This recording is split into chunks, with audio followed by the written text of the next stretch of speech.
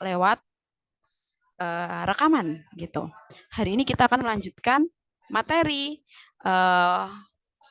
peluang. Wait, aku buka boardnya dulu, teman-teman.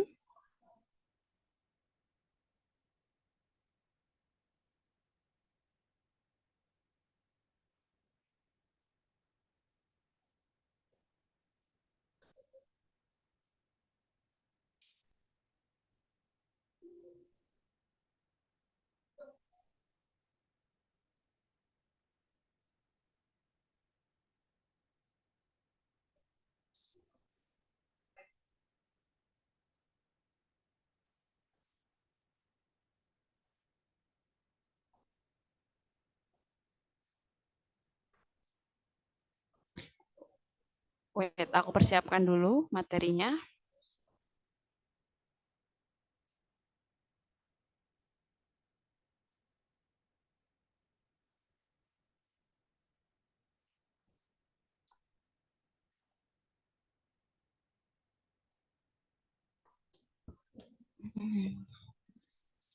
Oke.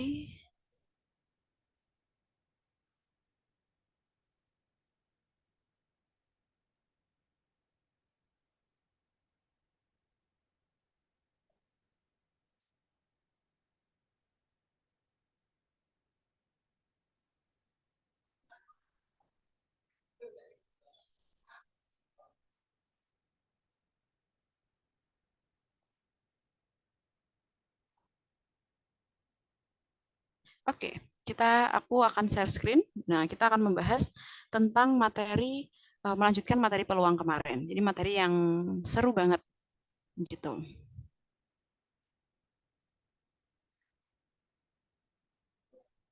Nah, di sini, oke, sip. Nah, kemarin kita sudah mempelajari bahwasanya peluang itu adalah, oh ini kamera aku kejauhan ya, I think kayak gini terlalu turun. Aduh, naik lagi. Nah, that's good. Oke, jadi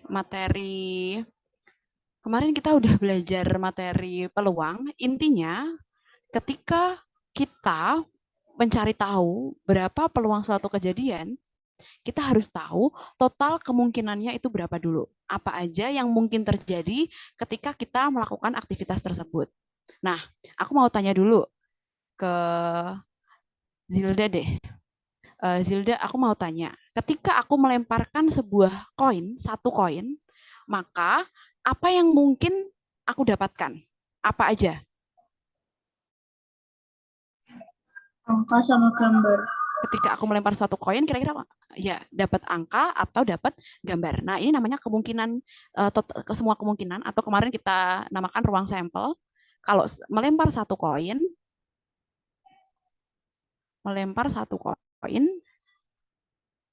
ya kita akan ada dua kemungkinan. Kalau nggak angka ya gambar. Terus kalau ditanya misalnya peluang ketika melempar satu koin dan munculnya peluang gambar. Ya artinya tinggal dari sekian kejadian ini kan ada dua kejadian. Ada berapa yang memenuhi? Ya cuma satu kejadian. Ya dari dua kejadian ini kan yang satu muncul angka, yang satu muncul gambar. Maka peluang gambar akan muncul ketika Zilda melempar koin adalah setengah. Kayak gitu. Sekarang contoh, kalau misalnya aku tanya ke Kaila. Halo Kaila. Halo Kaila, bisa on mic? Ya, aku mau tanya. Kalau tadi Zilda melempar koin, sekarang misalnya Kaila melempar satu dadu. Ya, melempar satu dadu. Kemungkinan yang akan muncul apa saja Kaila? Kalau kamu melempar suatu dadu. Angka 1 sampai 6. Betul, boleh bisa dapat angka 1, bisa dapat angka 2, angka 3, angka 4, angka 5 dan angka 6. Misalnya kita main ular tangga gitu ya. Jadi semuanya itu mungkin muncul. Jadi ini namanya ruang sampel alias total kemungkinan tuh ya itu semua. Yang dinamakan peluang adalah ya. Terus kalau ditanya carilah peluang mata dadu itu ganjil. Peluang ganjil. Berarti dari seluruh kemungkinan ini ada berapa yang ganjil? Oh, ada 1, 3, dan 5, alias ada 3 angka. Dari berapa angka totalnya? 6 angka. Maka peluang akan muncul mata dadu ganjil itu adalah 3/6 atau setengah. Jadi itulah alasan kenapa ketika kita mengerjakan soal peluang, penting untuk kita bisa mencacah, bisa mengecek kemungkinan yang mungkin itu apa aja. Gitu. Makanya kemarin kita belajar tentang aturan pencacahan namanya. Jadi untuk mencacah ada berapa kemungkinan yang bisa di apa namanya dibuat gitu. Misalnya di sini aku punya agak ini ya, aku punya 4 angka. 1, 2, 3, dan 4. Terus dari 4 angka ini aku akan bikin bilangan 4 digit. Berarti kita bikin 4 kotak ya, bilangan 4 digit. Terus ada ketentuan bilangan 4 digit yang jumlahnya itu di atas 2000. Oke, bilangan 4 digit di atas 2000. Artinya apa? Bilangan digit di atas 2000 itu berarti angka yang paling depan itu hanya boleh kalau enggak angka 2, ya angka 3, ya angka 4. Iya kan? Jadi kan kalau misalnya nggak ada ketentuan, itu kan angka pertama boleh diisi siapapun. Boleh diisi 4 angka, berarti karena kan totalnya ada 4 angka. Cuman karena ada ketambahan ketentuan harus di atas 2000, maka dia menjadi angka 2, 3, 4 aja yang bisa memenuhi digit pertama. Digit pertama, betul. Angka 1 itu nggak bisa ke digit pertama. Ada yang tahu alasannya? Kenapa angka 1 itu nggak bisa masuk ke digit pertama? Mungkin aku tanya ke Kaila lagi. Kenapa angka 1 nggak bisa masuk digit pertama, Kai? Karena bikin 4 digit yang lebih dari 2000, otomatis kan depannya nggak mungkin 1. Betul. Karena kalau depannya 1, itu kan udah pasti angkanya seribuan kan, dan itu di bawah 2000 gitu loh. Makanya angka 1 itu tidak boleh masuk ke digit pertama. Berarti digit pertama itu cuma bisa diisi 3 angka. Gitu. Jadi yang ada ketentuannya itu kita isi duluan gitu kotaknya. Terus habis itu setelah 1 angka itu sudah diambil di digit pertama dan semula ada 4 angka, maka tinggal 3 angka aja yang bisa mengisi digit kedua. Terus karena nggak boleh sama ya, ini ada ketentuan tidak boleh sama.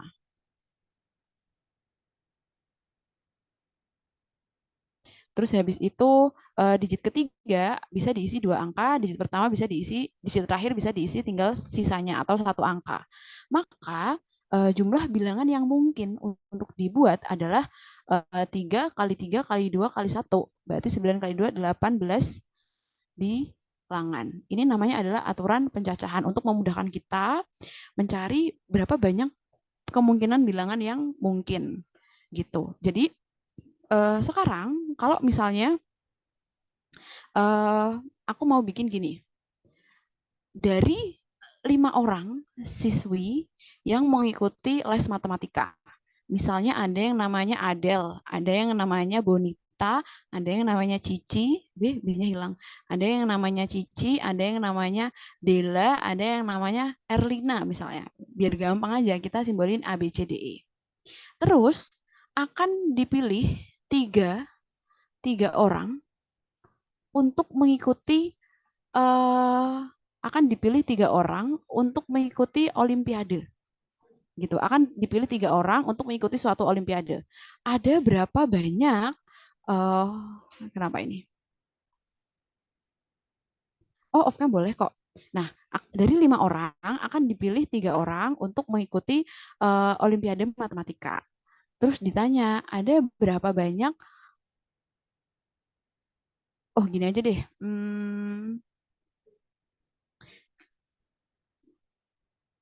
3 orang yang mengisi. Oh iya, jadi aku ulang ya. Jadi ada suatu olimpiade ya. Olimpiade itu katakanlah ada 3 slot yang harus diisi. Misalnya mapel off cam nggak apa-apa kalau sinyalnya emang lebih apa terganggu gitu ya. Matematika, kimia, sama fisika. Nah, terus habis itu berapa banyak kemungkinan yang bisa terjadi ketika kita memilih 5 orang dan yang dipilih ketika kita milih 3 orang dari 5 orang yang tersedia. Berarti kotak pertama itu bisa diisi oleh pilihan 5 orang. Ya kan, siapapun bisa mengisi kotak pertama. Terus kotak kedua itu hanya bisa diisi oleh 4 orang aja karena 1 orang tadi entah siapapun itu sudah diambil untuk mengisi slot pertama. Jadi untuk kotak kedua itu tinggal 4 orang saja. Nah, terus habis itu untuk kotak ketiga artinya tinggal 3 orang aja. Atau artinya kemungkinan memilih 3 orang dari 5 orang itu ada 5 kali 4 kali 3, 60 orang. Ini adalah aturan pencacahan. Nah, selanjutnya ilmu tentang pencacahan itu akan erat kaitannya dengan ini. Memilih R banyaknya cara atau banyaknya kemungkinan. Banyaknya kemungkinan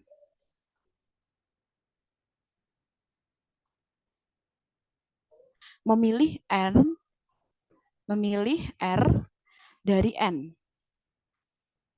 Contoh kayak berapa banyak kemungkinan ketika aku mengambil 2 bola, ketika di dalam keranjang itu ada 5 bola berbeda. Nah, kayak gitu.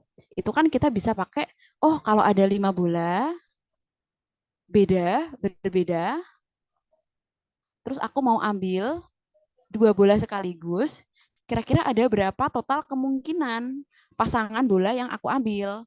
Nah, coba aku tanya ke Malca. Berarti kotak pertama, bola yang pertama kita ambil itu ada berapa pilihan bola, Malca? 5. Betul, masih 5. Terus kita ambil 1. Sekarang kita akan mengambil bola kedua. Tinggal berapa pilihannya? 4. 4. Betul, 4. Karena kan yang 1 udah diambil tadi kan. Berarti pilihan pengambilan kedua itu tinggal 4 bola aja. Maka ada 20 kemungkinan bola. Gitu. Atau kalau kita buat perkecil, misalnya ada 3 bola. Terus diambil 2 bola. Ini berbeda ya bolanya ya. Berbeda. Berapa banyak kemungkinannya? Ya berarti dari 2 kotak ini, kotak pertama, pemilihan bola pertama itu ada 3 bola yang bisa diambil. Tapi untuk pengambilan bola kedua, itu karena satunya sudah diambil bola pertama tadi, tinggal 2 bola aja. Maka kemungkinan yang mungkin itu cuma 6 kemungkinan atau 6 macam pasangan yang bisa kita ambil. Ya kalau mau dirinci, itu misalnya kita punya bola ABC, maka pasangan bola yang bisa diambil itu bisa AB, kayak gini, bisa AC, bisa BC, bisa apa lagi? AC, BC. Oh, oh bentar. Kalau memilih bola, oh ya, bisa AB, AC, BC, atau mungkin BA. Jadi bola B dulu baru bola A, atau mungkin eh, CA dan CB. Jadi ada 6 kemungkinan ketika kita mengambil 2 bola dari 3 bola yang ada gitu. Nah, ini bisa kalian nggak perlu pakai pencacahan kayak gini lagi karena kalian bisa menggunakan rumus permutasi dan kombinasi. Gitu, rumus permutasi dan kombinasi. Contoh, rumus permutasi itu ini kaidah pencacahan. Rumus permutasi itu adalah nih. Sebelum kita membahas permutasi ya, rumus permutasi dan kombinasi, aku akan menjelaskan tentang n faktorial. Jadi, n faktorial itu sama dengan n dikali bilangan di bawahnya sampai 1. Jadi, kalau aku bertanya 3 faktorial itu berapa? Ya 3 kali 2 kali 1. Terus kalau 4 faktorial itu berapa? Ya berarti 4 kali 3 kali 2 kali 1. Atau juga bisa ditulis 4 dikali 3 faktorial. Kayak gini.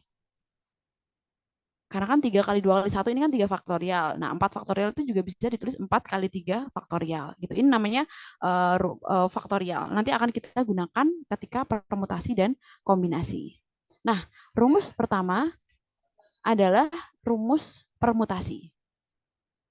Nah, rumus permutasi itu seperti ini.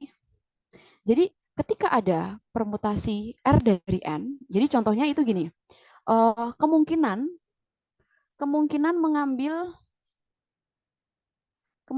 ambil 3 siswa dari 10 siswa yang ada.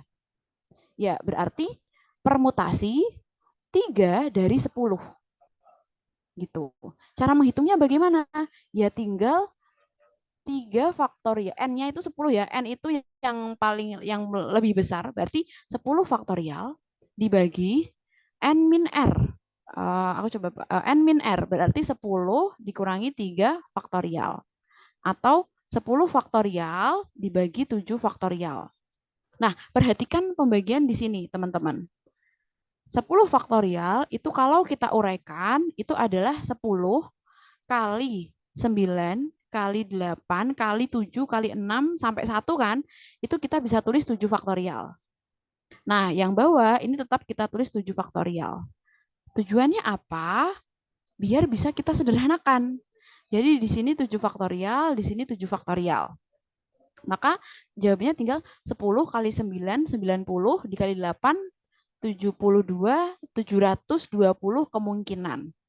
Ya, jadi ini kita nggak perlu pakai apa namanya tadi kotak-kotak lagi, kita bisa langsung pakai permutasi.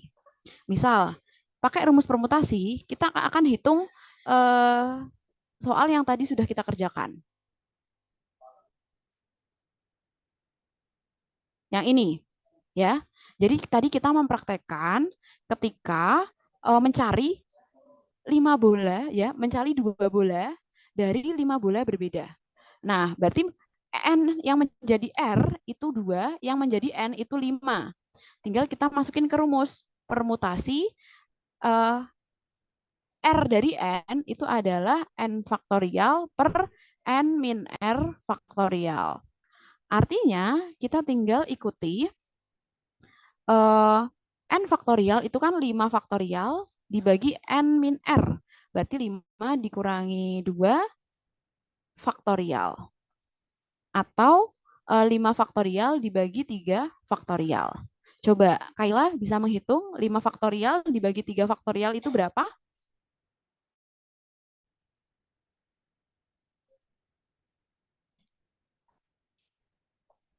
Sakit-sakit. Oke. Berapa 5 faktorial dibagi 3 faktorial? Oh, Kaylanya ini ya, out ya. Kayla nggak ada, Miss. Iya, ya udah aku tanya ke Zilda aja deh. 5 faktorial dibagi 3 faktorial berapa?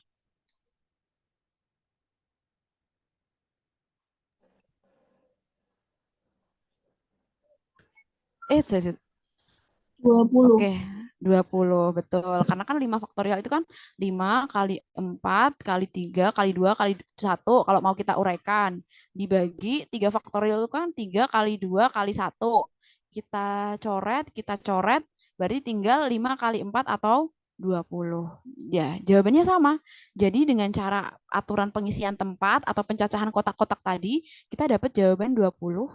Terus pakai rumus permutasi, kita juga dapat jawaban 20. Jadi prinsipnya permutasi itu adalah mencari banyaknya kemungkinan ketika kita ngambil R aja dari N yang tersedia.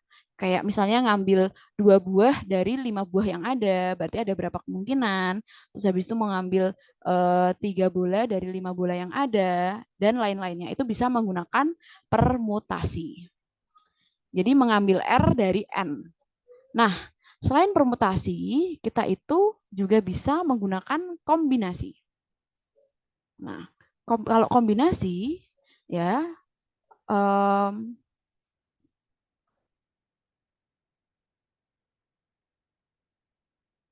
Wait, banyak banget soalnya.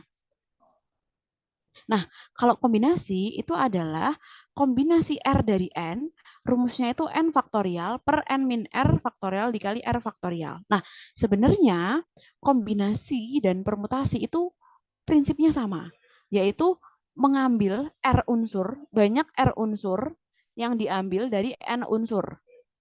Tapi bedanya permutasi dan kombinasi adalah, nih, di sini kita punya permutasi,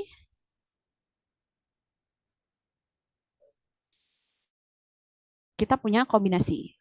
Nah, jadi karena maksudnya sama, kita harus bisa membedakan, oh kapan soal yang menggunakan kombinasi dan kapan soal yang menggunakan permutasi. Wait,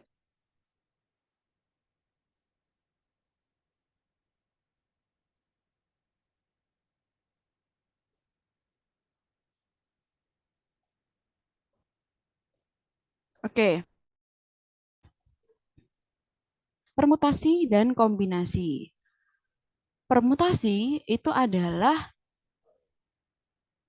rumusnya tadi, itu disimbolkan dengan huruf P, R dari N, dan rumusnya adalah N faktorial per N min R faktorial. Sedangkan kalau kombinasi itu disimbolkan dengan huruf C, ya, kita simbolkan dengan huruf C.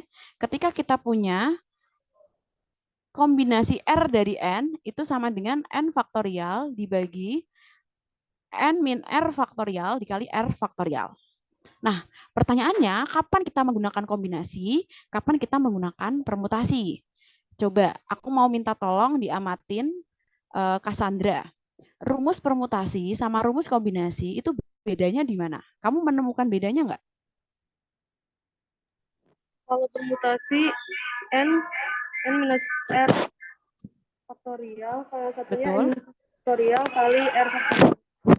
Betul banget. Jadi kalau dikombinasi itu kita ketambahan satu pembagi lagi, yaitu si R faktorial ini. Gitu, yaitu si R faktorial itu. Dan em, caranya adalah dengan R faktorial ini kita bisa tahu gitu bedanya permutasi dan kombinasi. Kan kalau misalnya permutasi ya, permutasi itu adalah sama-sama memilih N dari R, memilih R dari N, ya. Tapi kalau permutasi itu boleh tidak memperhatikan urutan, tidak perhatikan urutan. Misal, ketika aku mengambil eh, suatu huruf, contohnya di angka. Angka itu kalau aku ambil dua kali, yang pertama aku ambil satu dulu baru dua, dan ngambil dua dulu baru satu, walaupun sama-sama terdiri satu dan dua, tapi dia dianggap hasil yang berbeda. Ini namanya permutasi. Jadi permutasi itu ketika hasil yang angka-angkanya itu sama, isinya itu sama, cuman beda urutan aja, tapi udah bisa bikin mereka berbeda. Gitu. Contohnya kalau angka 12 sama 21 itu kan nggak sama, teman-teman. Gitu. Sedangkan kalau kombinasi itu walaupun sama-sama memilih R dari N, tapi memperhatikan urutan. Memperhatikan, eh, salah-salah. Sebentar ya. Ya, jadi yang permutasi itu justru yang tidak jadi yang permutasi itu justru yang memperhatikan urutan karena urutan yang berbeda membuat dia menjadi hasil yang berbeda. Jadi permutasi itu memperhatikan urutan, urutan beda walaupun angka sama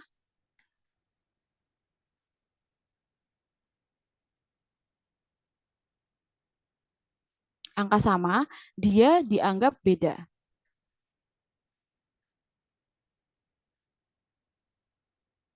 beda. Sedangkan kalau kombinasi itu tidak memperhatikan urutan.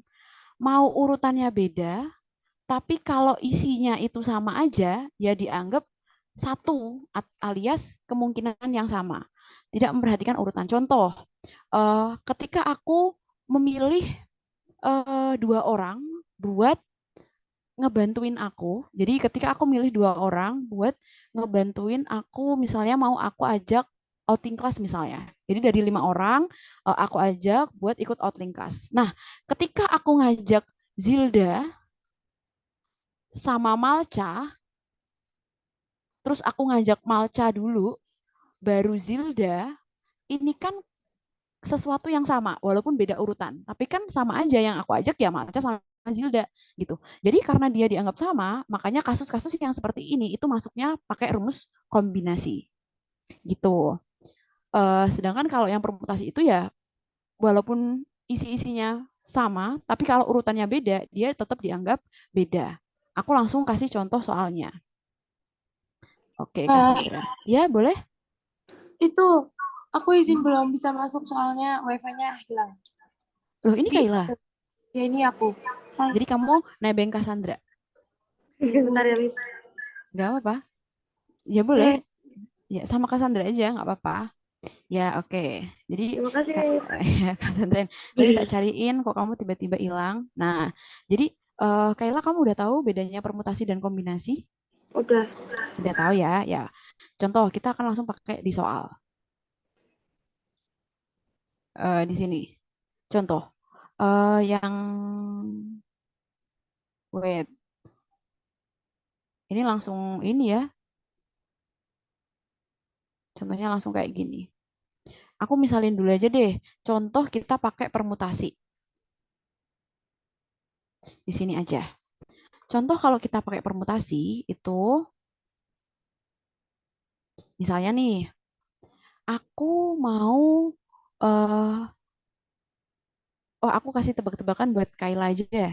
Coba Kayla aku mau tanya ke kamu. Misal aku punya case kayak gini Kayla. Jadi, aku mau mencari aku masuk ke suatu kelas. Terus aku mau membentuk struktur kepengurusan.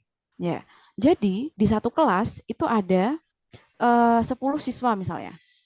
Ada 10 siswa.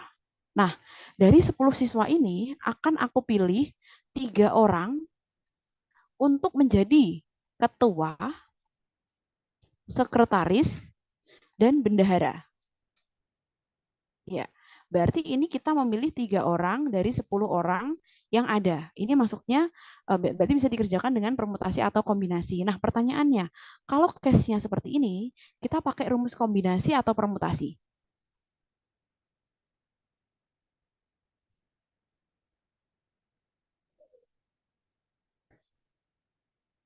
Memilih 3 dari 10 orang. Kayla ada nggak? Kak Kaila lagi gak di sini, Miss. Soalnya Eh, lagi nyambung wifi. oh gitu. Oh, tak kira akhirnya gabung kamu. Tadi awalnya mau gabung, tapi akhirnya ini mau Mau nyoba gabung nyambung tuh. wifi dulu. Oh, jadinya gitu. Oke, nggak apa-apa. Ya, jadi kalau yaudah aku tanya ke Cassandra deh kalau gitu. Jadi di sini aku ada 10 siswa nih Cassandra. Terus aku mau ambil 3 orang buat orang-orang itu nanti 1 orang jadi ketua, 1 orang jadi sekretaris, dan 1 orang jadi bendahara. Nah, kira-kira itu masuknya pakai rumus kombinasi atau rumus permutasi? Kombinasi. Kombinasi. Kenapa kenapa kok kombinasi? Karena nggak berarti urutan. Iya, oh, memperhatikan urutan, tidak memperhatikan urutan. Oh, oke, tidak memperhatikan. Jadi menurut kamu, ketika aku ambil A, B, C, sama aku ambil 3 orang C, B, A, itu sama ya? Karena orang-orangnya sama, walaupun berbeda urutan gitu.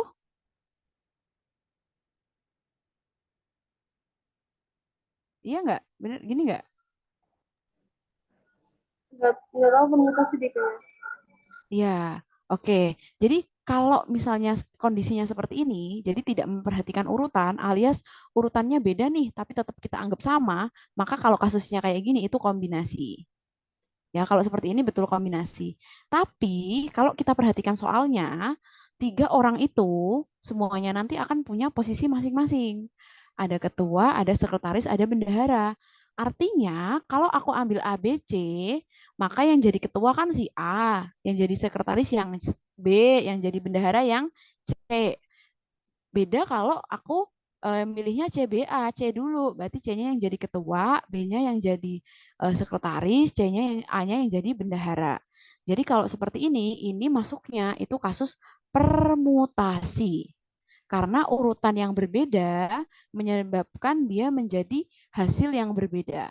Gitu ya. Karena ketika aku milih siswa ABC, beda dengan ketika aku milih siswa CBA. Karena yang aku pilih pertama kali kan jadi ketua. Gitu. Jadi harus teliti untuk membedakan apakah suatu eh, soal itu termasuk permutasi atau kombinasi.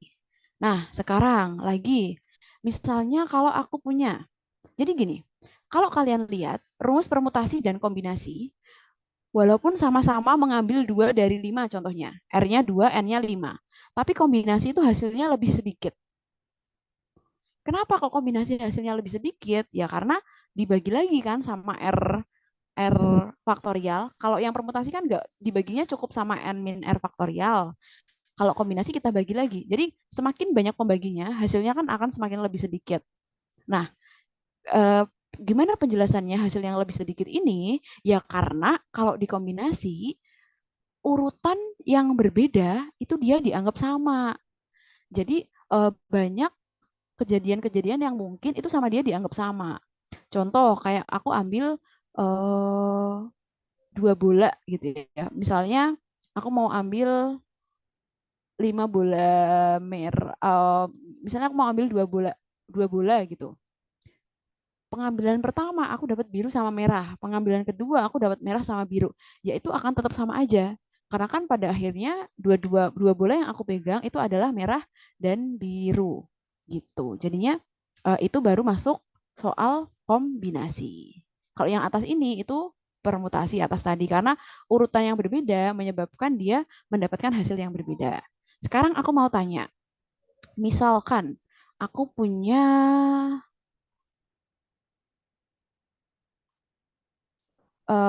ini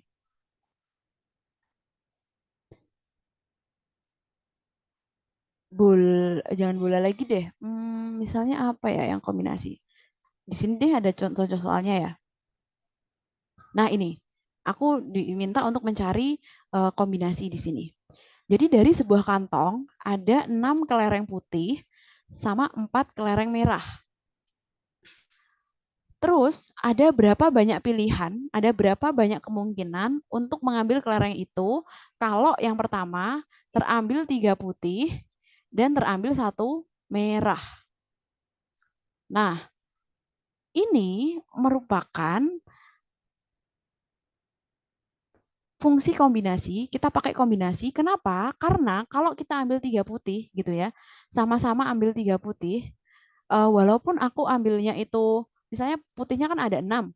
Misalnya aku ambil P1, P2, P3, P4, P5, P6. Ya, walaupun dia kelihatannya bola yang berbeda, tapi kan warnanya sama-sama putih.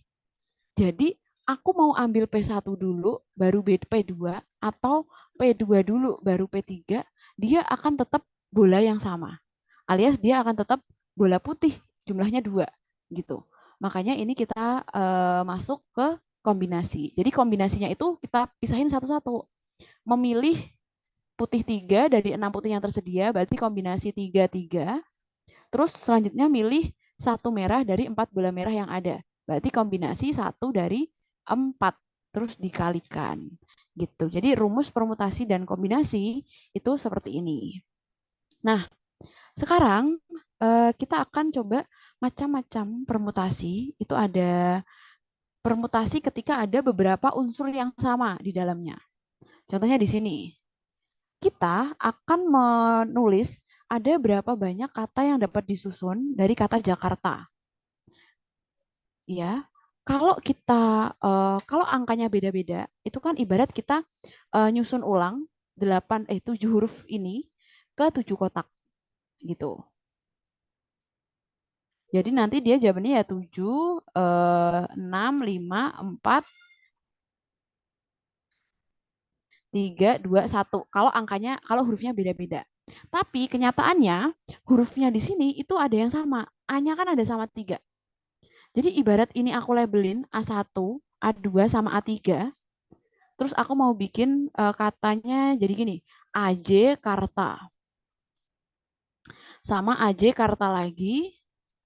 Tapi bedanya yang ini itu A1 dulu yang di depan, baru A2 sama A3. Kalau yang ini A2 dulu, misalnya baru A1 sama A3. Walaupun kelihatannya urutannya itu berbeda, tapi ketika kita baca, susunan katanya itu sama. Sama-sama AJ Karta. Maka untuk permutasi dengan unsur yang sama, rumusnya adalah ini. N faktorial dibagi ada berapa unsur yang sama. Contoh, kalau Jakarta, ya, Jakarta itu kan ada 7 huruf. Ya kan? Jakarta itu ada 7 huruf. Berarti ya 7 faktorial per ada berapa unsur yang sama? Oh, unsur yang sama itu cuma huruf A aja. Ada 3 angka. Berarti dibagi ke 3 faktorial. Gitu. Terus, sekarang kalau Purwakarta. Oke, coba aku tanya ke Malca. Kalau Purwakarta, oh Arsafin udah join ya? Oh Kaila juga udah join. Oke. Tapi aku tanya ke Malca dulu. Kalau Purwakarta itu Malca, dia ada berapa huruf sih? Purwakarta,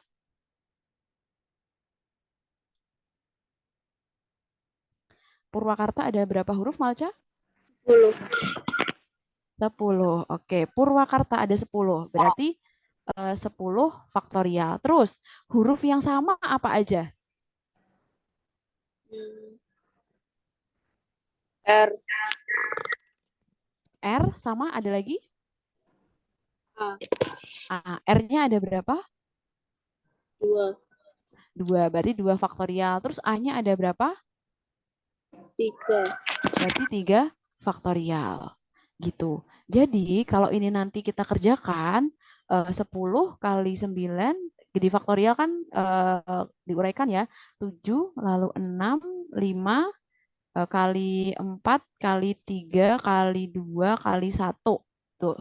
Dibagi 2 faktorial itu ya berarti 2 kali 1, 3 faktorial itu 3 sampai 1. Nah, ini bisa kita coret, ini bisa kita coret, 2 ini bisa kita coret, 2 ketemu di hasilnya. 10 kali 9 kali 8 kali 7 kali 6 kali 5 kali 2. Nah, itu adalah banyak kata yang disusun ketika kita menyusun kata Purwakarta. Ya, banyak banget ya. Kalau kalian harus nulis satu-satu, ya nggak akan cukup gitu. Mungkin juga akan kelewat juga. Sekarang aku coba cek yang C. Aku tanya ke Kaila. Yang C nih, Kai. Ada berapa huruf? Matematika itu ada berapa huruf? 10 faktorial. Oke. Terus, yang sama apa aja, Kai? M. A. T. Hmm? Oke, MAT. 2 faktorial. 2 faktorial 3 faktorial. Yang di atas nggak dikali, sebentar, Malca tanya. Miss mau tanya, yang di atas nggak dikali 4, kali 3, kali 2, kali 1. Maaf, Miss baru sadar. Gimana sih, Malca? Iya, kita coret ya. Kita coret sama yang bawah. Gitu. Ini loh, atau maaf. Oh, alah, kamu ini toh, kok 4 kali 3-nya kali 1. Gitu. Oke, kita kembali ke matematika. Jadi di matematika itu M-nya sama.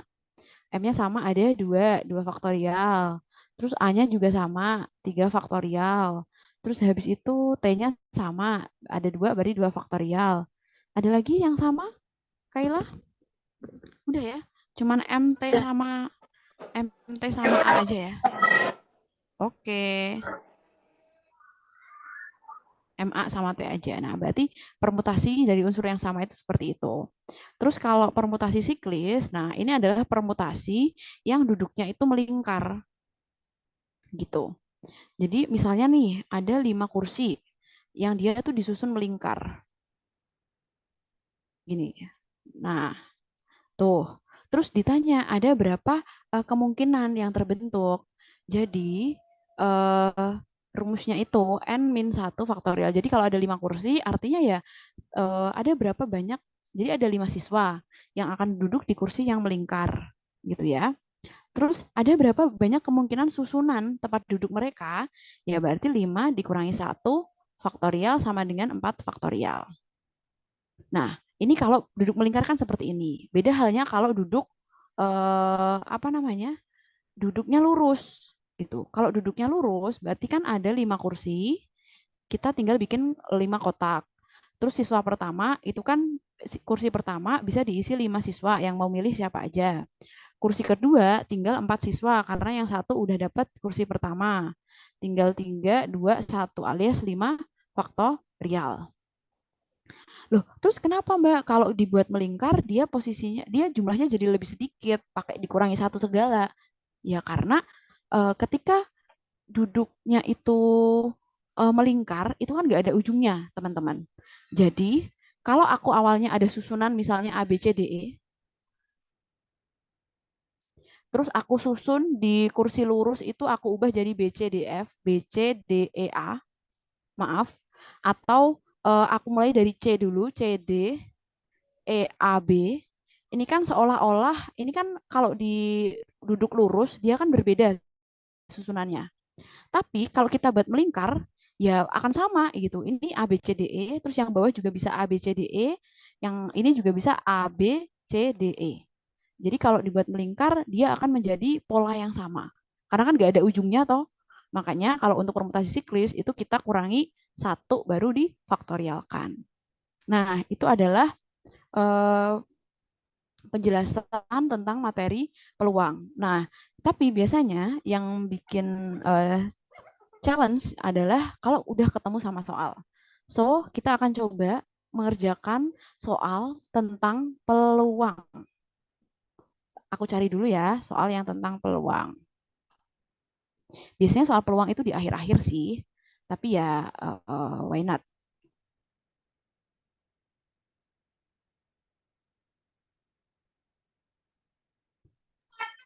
Nih, ya apa? Soal yang tak kerjain udah tak kirim di. Di email, oke. Yang lain juga kalau udah mengerjakan soal, aku tunggu di email ya. Oke, sip. Thank you, Kayla. Nah, and then di sini teman-teman kita akan mengerjakan, nah contoh soal peluang nomor 39 ini. Dalam percobaan melempar 2 buah dadu, peluang muncul mata dadu berjumlah lebih dari 8. Oke, pertama kita harus melis dulu apa aja sih kemungkinan yang terjadi kalau kita melempar 2 buah dadu. Lemparan yang pertama kita bisa dapat angka 1 sampai 6. Gini, lemparan yang kedua kita juga bisa dapat angka 1 sampai 6 juga. Jadi, seluruh kemungkinan yang mungkin, ya kita tinggal urutin aja. Oh, maaf. Keliru-keliru. Kurang ke sini.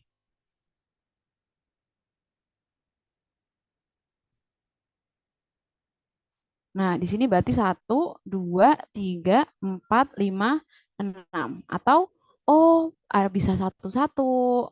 Terus 1, 2. Nah, ini adalah seluruh kemungkinan yang mungkin muncul ketika kita melempar 2 buah dadu. 1,5 dan 1,6. Terus habis itu 2,1. Tak selesaiin dulu ya. 2,2, 2,3, 2,4, 2,5, 2,6. 3,1, 3,2, 3,3, 3,4, 3,5, 3,6. Ya, terus berarti 4,1, 4,2, 4,3, 4,4, 4,5, 4,6. Terus 5,1 ya ya ini adalah semua kejadian yang mungkin ketika kita melempar 2 buah dadu.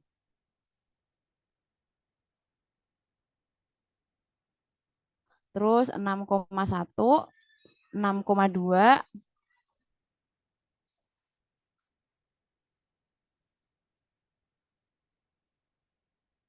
6,6. Nah, sekarang aku mau tanya dulu ke Arsafin deh. Arsafin, ada berapa total kemungkinan ketika kita melempar dua buah dadu? Ini jumlahnya ada berapa yang mungkin?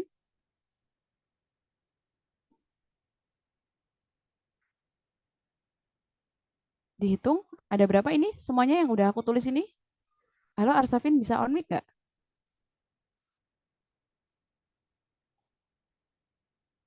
Hai Arsafin.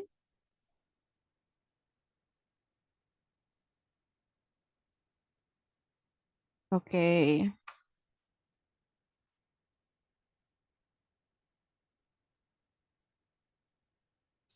Oh ya.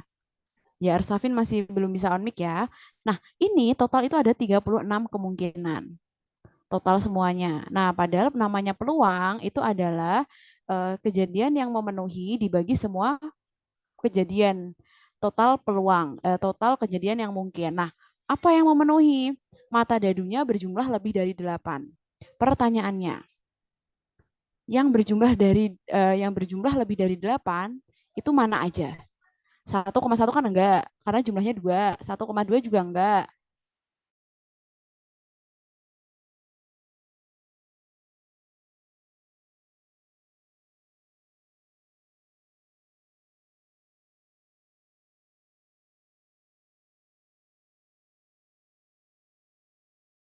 Lebih dari 8 enggak?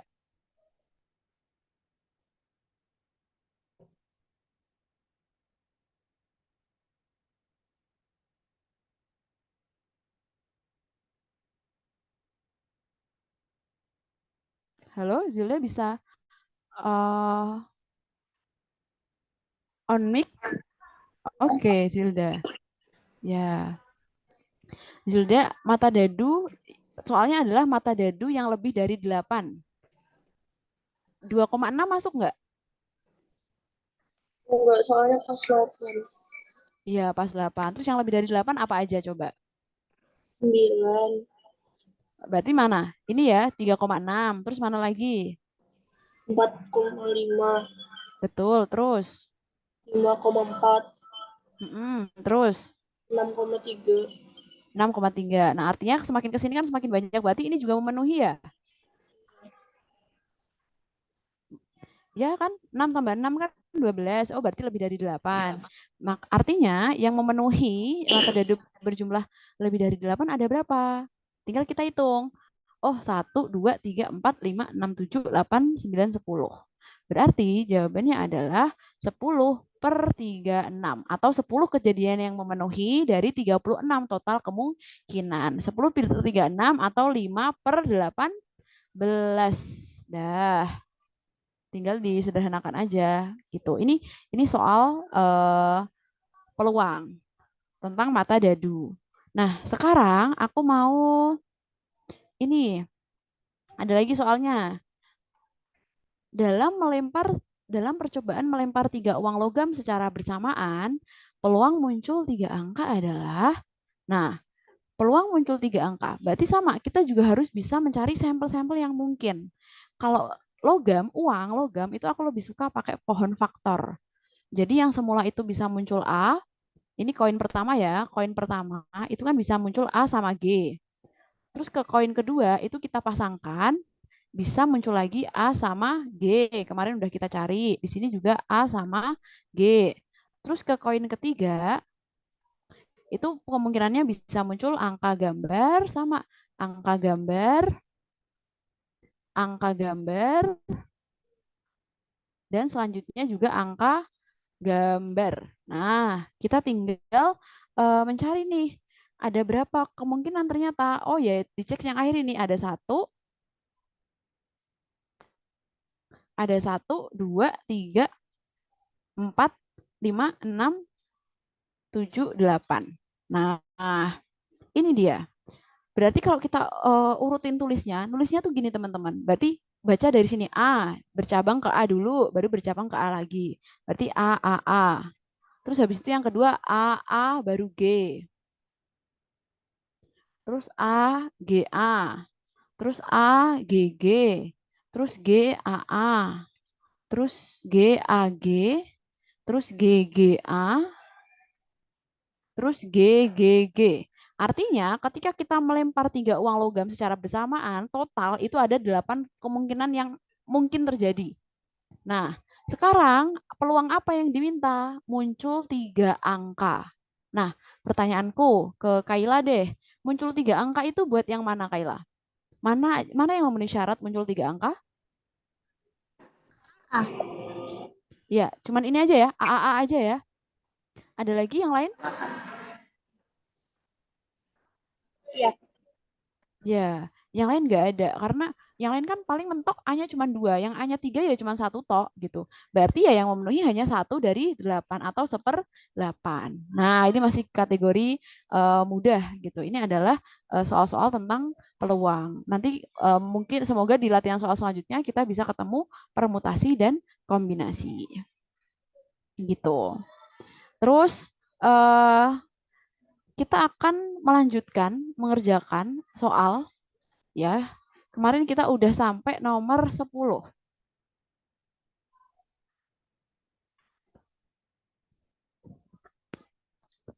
Oke, Kaila. Nomor 10. Aku coba cek ini ya, pekerjaan kamu dulu ya.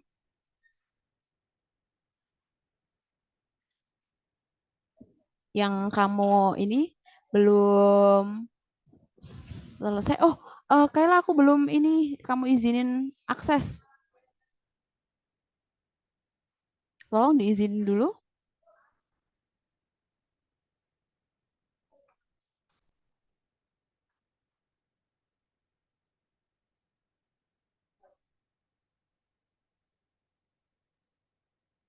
Oke, bisa izinin dulu.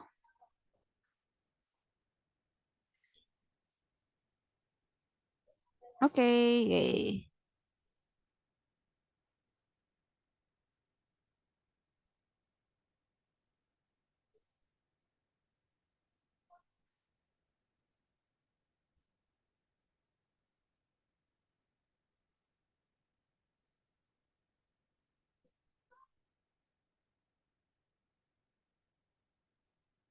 Loh, foldernya isinya yang buku latihan KST ini ya, Kai?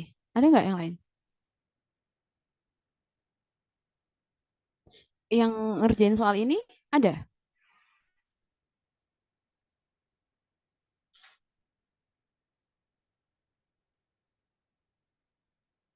Gimana, Miss? Bentar, bentar. Ada. Iya, oke, nggak apa-apa. Iya, aku tunggu kok. Gimana, Miss? Ini setelah aku buka foldernya, itu isinya cuman file yang buku latihan KST. Kalau yang soal ini kamu udah ngerjain belum? Bentar, bentar. Ada sih tadi. Ya. Oh ya, nggak apa, tenang, tenang, tenang. Coba dulu. Ini nih.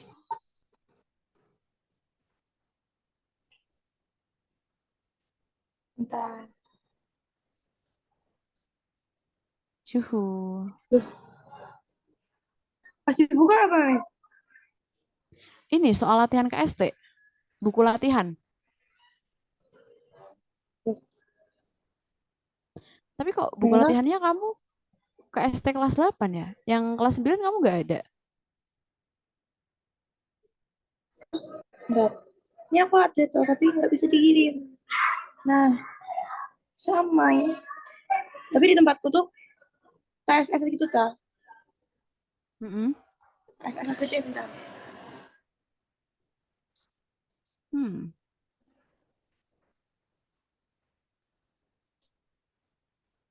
Jadi rencananya kita mau bahas soal yang ini yang kamu belum. Oh alah, ya ya, I know. Udah.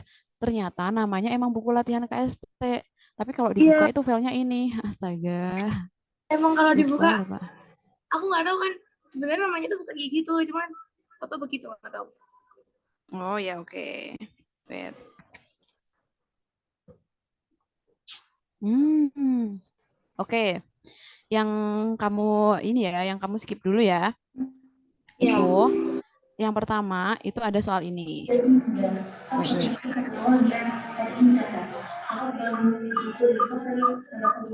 Nah, yang di soal ini itu bentuk sederhana dari. Nah, ini maksudnya itu adalah kita diminta untuk merasionalkan penyebut, yaitu dengan dikali sekawannya gitu, Kai. Jadi kalau ada 9 per akar 7 min akar 2, akar 7 min 2, itu ya dikali dengan sekawannya. Siapa? Akar 7 plus 2 dan akar 7 plus 2 lagi. Gitu. Jadi kalau digabung, dia akan menjadi 9 dikali akar 7 plus 2, terus dikali akar 7 min 2, dikali akar 7 plus 2. Gini. Terus ini tinggal kita kali satu-satu. Kita buka kurungnya. Nah, 9 kali akar 7 itu kan ya 9 akar 7.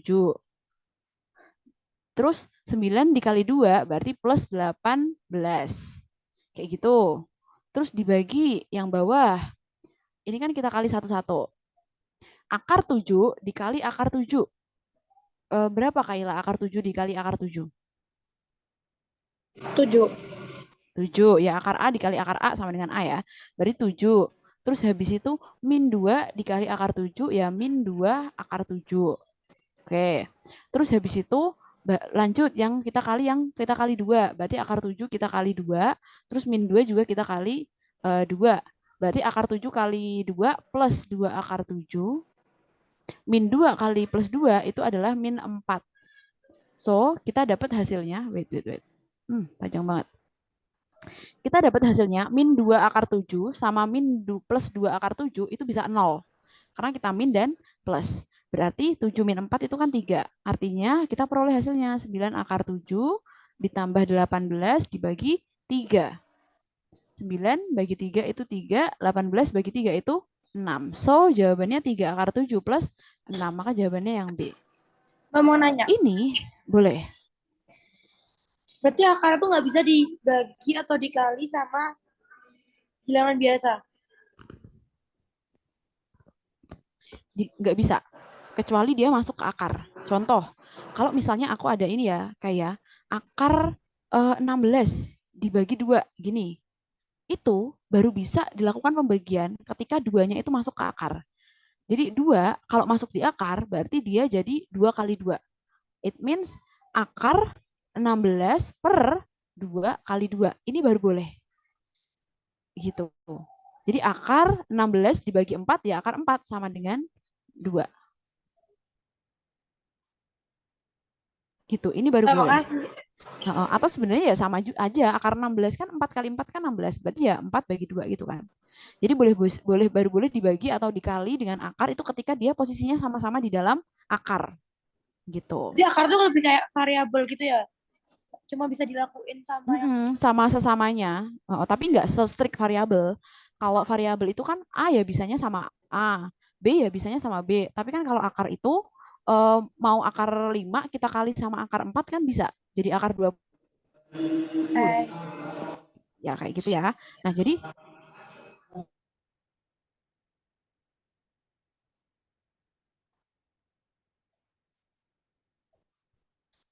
jadi di sini namanya kalau babnya itu maksudnya merasionalkan penyebut.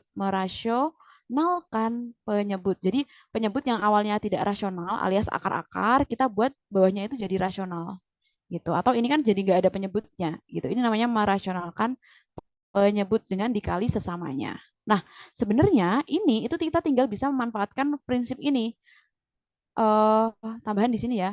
A min B dikali A plus B itu sama dengan A kuadrat min B kuadrat. Nah, kan min AB plus AB kan bisa hilang. Nah, persis ini tadi.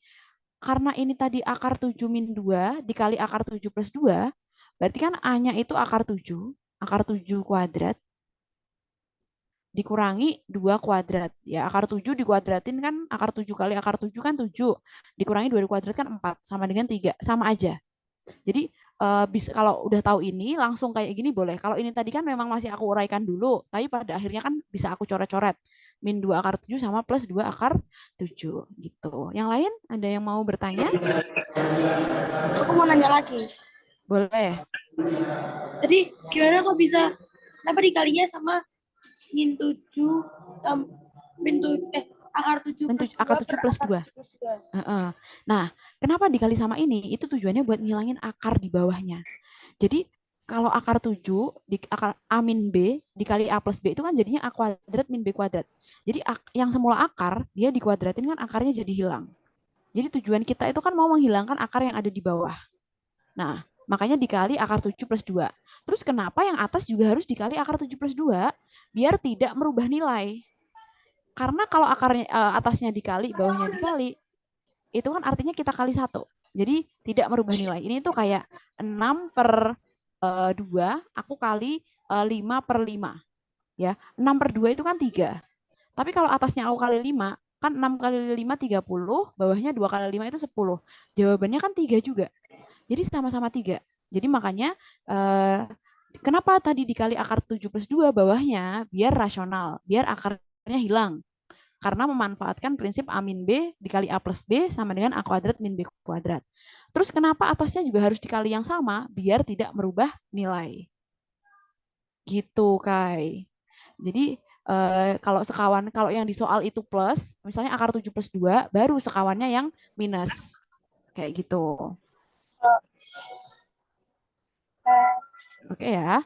Nah, terus kita juga ada soal yang geometri. Kamu kurang suka geometri kah? Nggak suka geometri. Oh, nggak suka geometri. Oke. Nih yang nomor Enggak sih, bukan 18. nggak suka sih, aku lebih mikir agak susah dikit aja gitu. Oh, gitu. Nah, ini sistem persamaan.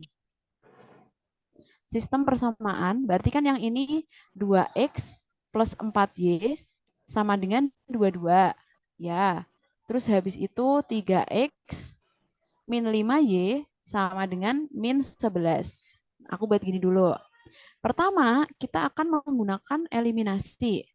Oke, eliminasi ya. Ini namanya sistem persamaan. Intinya kita harus mencari nilai X dulu berapa, terus Y-nya berapa. Yang kelas 8 kayaknya lagi belajar ini.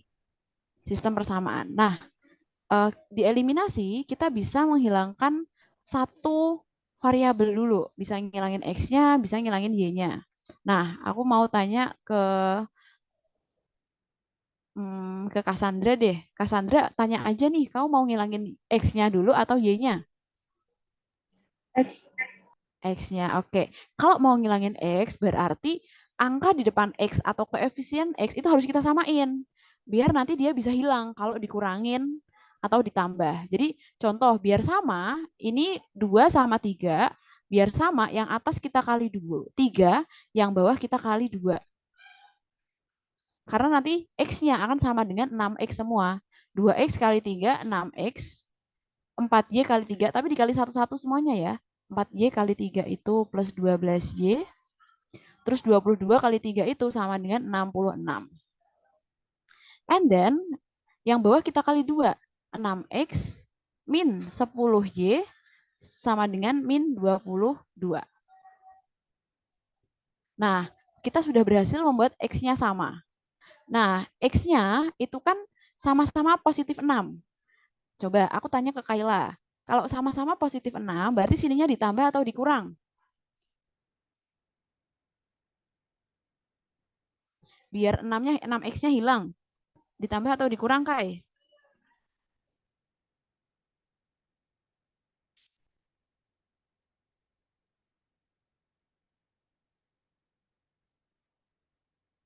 Berapa, Kayla?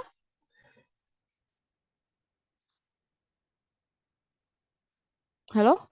Lupa nggak di unmute, dikurang. Oh ya dikurang. Oh ya pantas. Ya dikurang, betul. Karena 6X dikurangi 6X dia habis 0. Terus 12Y dikurangi 10Y-nya. Min.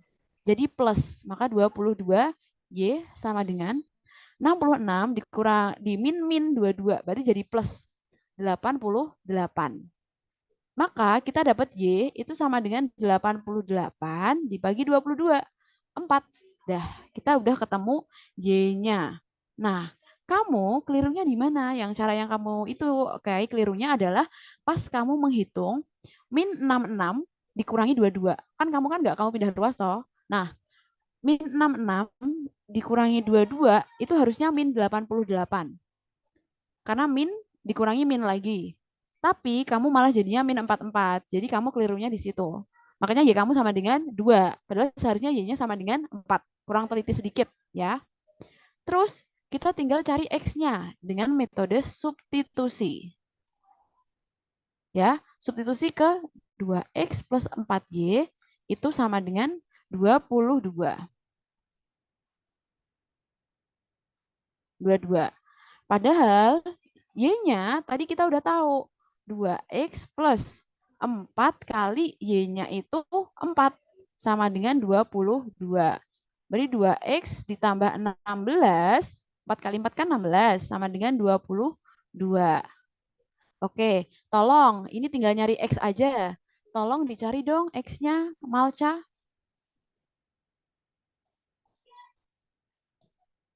Kalau udah ketemu boleh on mic atau disampaikan di kolom chat. Berapa nilai X-nya?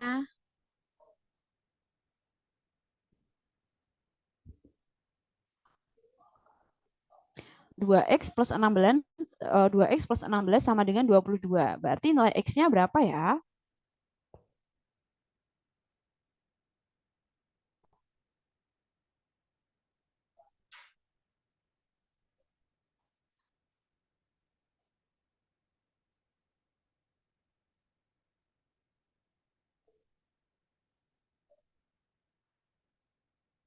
Oke, berapa Malca?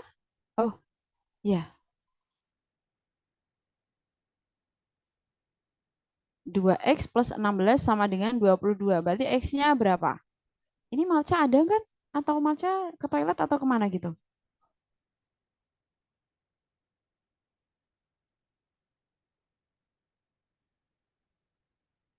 Halo?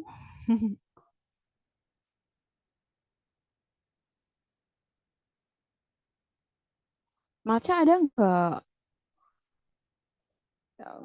Malca Malka lagi kemana? ngitung, Miss. Oh alah, lagi ngitung. Sorry ya Malca.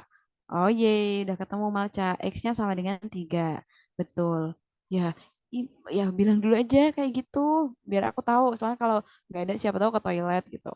Berarti 2X sama dengan 22 kurangi 16. Yes, good Malca. 2X sama dengan 6. Oleh karenanya X-nya itu sama dengan 6 per 2 atau sama dengan 3. Nah, kita udah tahu X-nya 3, Y-nya 4. Dan yang diminta mencari adalah 3X plus Y. Berarti 3 kali 3 tambah 4. Sama dengan 9 tambah 4, ya 13. Oke, berarti jawabannya adalah 13. Gitu ya, kurang teliti sedikit pas penjumlahan dan pengurangan. Gitu. Terus, di sini ada beberapa soal lagi. Yang pertama adalah ini, macam-macam garis pada segitiga.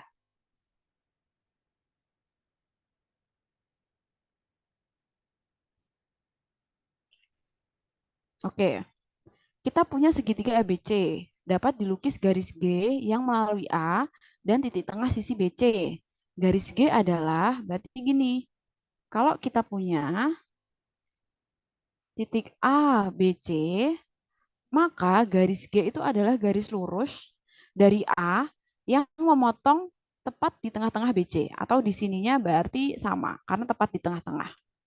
Maka itu apakah merupakan garis bagi atau garis tinggi atau garis sumbu. Jadi,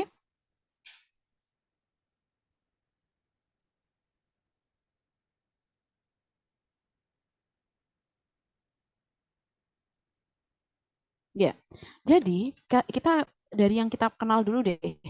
Garis tinggi adalah garis yang ketika dia ditarik dari satu sisi, terus sudutnya itu 90 derajat. Jadi ini contoh, garis tinggi itu sudutnya adalah 90 derajat. Nah, ini adalah garis tinggi. Sedangkan kalau garis berat, ya, garis berat itu adalah garis yang membagi, garis yang ditarik dari satu titik, terus membagi sisi di hadapannya menjadi dua bagian sama panjang. Ini baru garis berat. Jadi sama-sama membagi, tapi titik cirinya beda-beda. Ada yang menyebabkan 90 derajat, ada yang menyebabkan sisinya terbagi dua. Ini garis berat. Berarti kita udah tahu jawabannya garis berat ya. Tapi kita lanjutin. Garis bagi. Sedangkan garis bagi adalah garis yang ditarik dari satu titik dan dia membaginya itu sudut. Nah, jadi sudut dua ini jadi sama panjang. Ini namanya garis bagi. Aku sering ngasih singkatan itu gini, berat itu besi, artinya berat membagi besi. Sedangkan membagi sudut itu aku panggilnya singkatnya badut. Jadi garis bagi itu membagi sudut, sedangkan garis berat itu membagi sisi. Nah, terakhir garis sumbu itu adalah sama garis sumbu, garis yang membagi suatu segitiga yang menyebabkan dia bisa dilipat dengan tepat gitu. Jadi misalnya aku punya ini garis punya segitiga, terus garis yang ini itu bisa menyebabkan titik ini dan titik ini kalau dilipat itu bisa melipat sempurna. Ini baru garis sumbu. Itu macam-macam garis segitiga. Nah, kalau kalian amati beberapa jenis segitiga, itu ada satu garis yang mewakili semuanya. Contoh segitiga sama sisi atau segitiga sama kaki. Segitiga sama kaki, garis tingginya itu kan 90 derajat. Tapi dia sekaligus membagi sudutnya sama. Dan sekaligus membagi sisinya juga sama. Terus sekaligus bisa untuk tempat melipat atau garis untuk melipat. Jadi di garis segitiga sama sisi dan sama kaki, empat macam garis ini hanya sudah tercakup di satu garis aja. Karena memang memenuhi semua persyaratan. Itu ya, macam-macam garis pada segitiga. Sampai sini dulu, ada pertanyaan? Aku bukan mau nanya, cuman aku mau bilang itu yang nomor 20 itu aku ngerjain tapi nggak ada jawabannya. Oh iya, nomor 20. Tapi udah aku tarik, aku silang yang paling mendekati. Oke. Luas daerah yang diarsir ya. Berarti ini kan kita punya dua segitiga ya. Oke. Dua segitiga siku-siku. Ini segitiga siku-siku. Tambah satu. Ini namanya bangun apa? Trapesium. Trapesium. Nah, kita hitung dulu yang segitiga siku-siku. 2 kali luas segitiga siku-siku. Berarti 2 kali setengah kali alas. Alasnya kan 5. Terus tingginya. Nah, tinggi itu yang ini. Ini tinggi. Jadi tinggi itu yang membentuk sudut 90 derajat. Jadi 13 meter ini itu bukan tinggi, tapi ini sisi miring. Tingginya itu kita bisa hitung pakai Pitagoras, yaitu tinggi kuadrat sama dengan 13 kuadrat dikurangi 5 kuadrat. Atau kalau kalian udah hafal, pola bilangan Pitagoras itu ada 5, 12, sama 13. Jadi kita tahu kalau tingginya itu 12. Gitu. Coba aku cek dulu kamu kelirunya di mana. Lupa kalau itu bukan tinggi. Weh, hati-hati ya. Ini kan sisi miring. Walaupun kelihatannya kayak ini jadi tingginya, tapi ini sisi miring. Jadi luas segitiga itu ya 2 kali setengah kali eh 5. Oh, tadi udah tahu. Jadi 5 kali tingginya itu 12 kan. Ini alas kali tinggi. Terus 5 kali 12 berarti 60.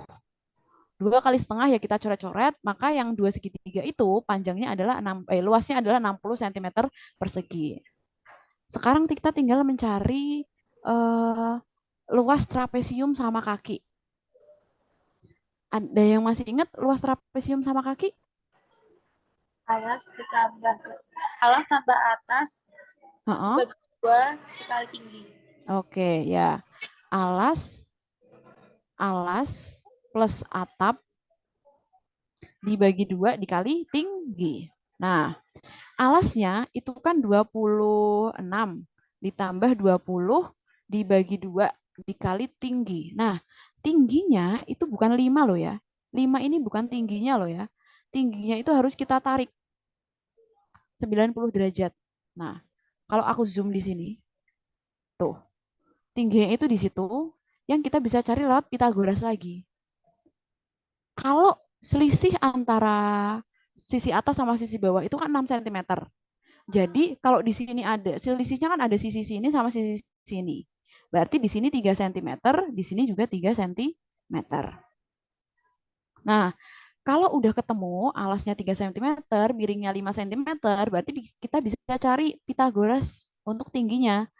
3, 4, 5. Berarti tingginya itu 4 cm, di sini juga 4 cm. Makanya kita kalinya itu tingginya ya 4 cm. Gitu, kali 4. So, kita punya jawabannya 26 tambah 20 kan 46. Ini sama ini berarti 2.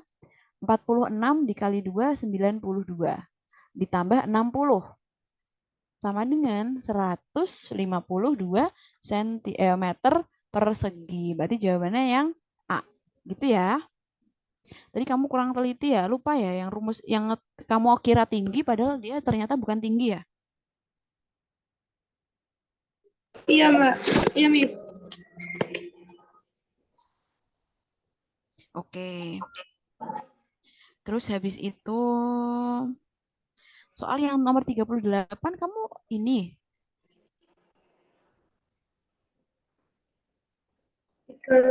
Kan. Iya, 38 ini. Nggak bisa ya? Iya, Oh, nggak ada nggak jawaban. ada jawabannya. Coba, masuk nggak ada jawabannya?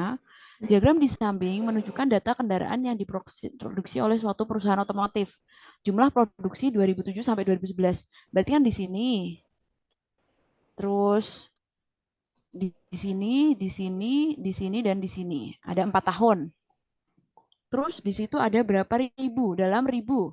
Berarti kan yang 2007 ini kan 6.000. Terus 2008 kan 7.000. 2009 kan 10.000. 2010 kan 12.000. Tinggal kita jumlah. 2011 itu kan 11.000. Oke? Oke, Kayla. Nah, berarti 6 tambah 7 itu 13. Tambah 12 itu kan 25. 25 tambah 10 itu kan 35. Oh, bener ya? Gak ada jawabannya ya? eh 6 kalau tambah 7 itu 13, betul. Tambah 12, 25. 25, 36, 46. Oh iya, jawabannya seharusnya 46.000. Atau mungkin yang lain ada tahu ini? Ada yang keliru dari pengerjaanku? Jadi seharusnya jawabannya bukan 46.000.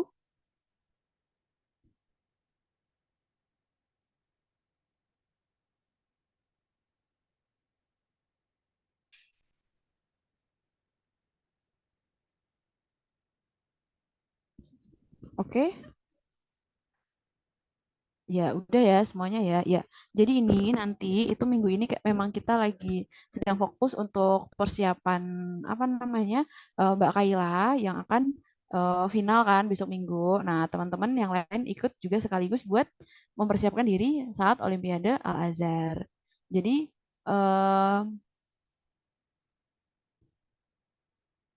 sambil belajar, sambil ikut belajar, sambil ikut menyemangati gitu ya. Sambil sekalian kalian ini bisa, oh ternyata soalnya seperti itu ya, dan pekerjaannya seperti itu. Jadi sedikit-sedikit bisa eh, ikut belajar juga gitu.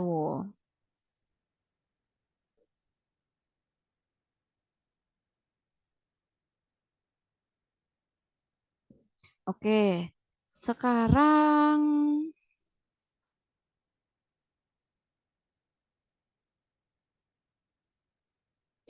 di sini kayaknya masih ada beberapa soal yang belum selesai.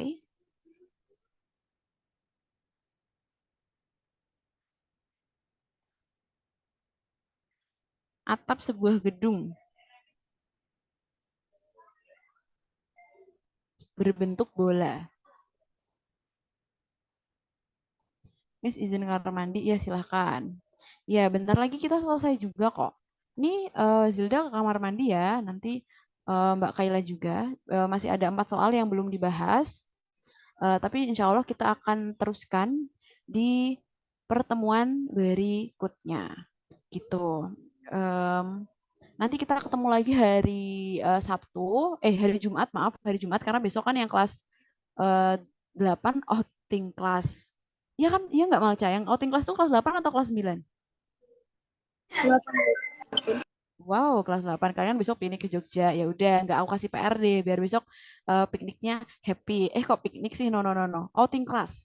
Biar outing kelasnya happy, semangat. Nanti kita ketemu lagi hari Jumat. Insya Allah nanti ada simulation test ya. eh Buat persiapan akhir Kak Kaila akan final. Sekaligus kalian akan mereview apa yang sudah dipelajari sebelum ini. Oke, gitu aja. Sekian dari aku. Aku tutup. Wassalamualaikum warahmatullahi wabarakatuh. Ya, nanti aku share di Drive ya sama rekamannya di YouTube. Oke, bye-bye. Ya, boleh live dari sini. Oke. Oh, nggak usah nunggu aku admit. Aku ini mau nungguin yang tadi habis dari kamar mandi dulu. Takutnya nanti Zilda pas nyampe ke sini kok udah tutup aja gitu. Cassandra sama Malca kalau mau live boleh. Tapi kalau mau di sini juga boleh. Jadi aneh lihat-lihatan kita ya. Apa di situ ada Miss Wulan nggak?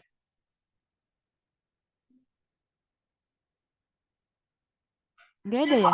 Oh nggak ada ya. Oh I see. Oke oke. Kalian belum live nungguin apa? Nungguin aku yang nggak ini ngebubarin.